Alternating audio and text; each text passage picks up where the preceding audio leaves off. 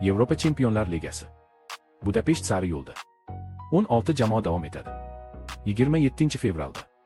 Chempionlar Ligasining 16 bosqichiga qur'a tashlandi. Assalomu alaykum. Mikrofon qarshisida Kamina. Real yana City bilan to'qnash keladi. So'nggi yillarda bu ikkala klub bir necha bor to'qnash kelganiga guvoh bo'ldik.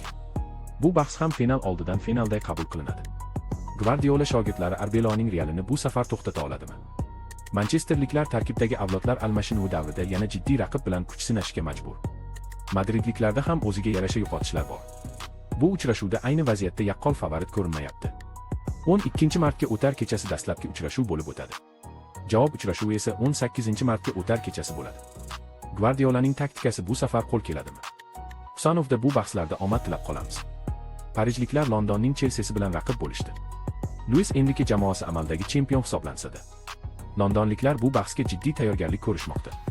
Juventusni yarim yo'lda qoldirib Galatasaray oldidagi davon bu safar Liverpool. Turkiyaliklar Liverpoolning o'yinlardagi kamchiliklarni sinchkovlik bilan o'rganib chiqishyapti.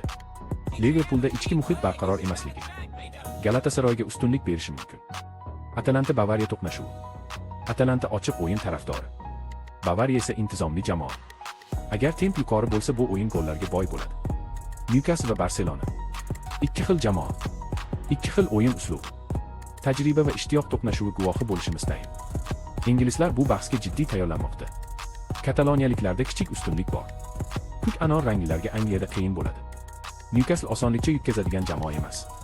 Atletico Madrid. Tottenham. Minimalizm to'qnashuvi. Odatda har ikki klub ham tartibli o'yin ko'rsatishadi.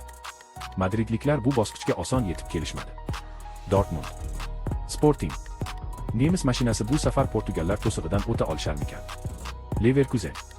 Arsenal. Arteta shogirdlari bu mavsumda dahshatli o'yin uslubini ko'rsatishmoqda. Tarkib ham anchagina yaxshi. O'tgan mavsumda Realni ligadan chiqarib yuborishgandi. Bu Chempionlar Ligasi. Bu oddiy turnir emas. Kimdir yo'lida davom etadi. Kimdir esa yarim yo'lda qolib ketadi. Savol Budapeshtda kim boradi?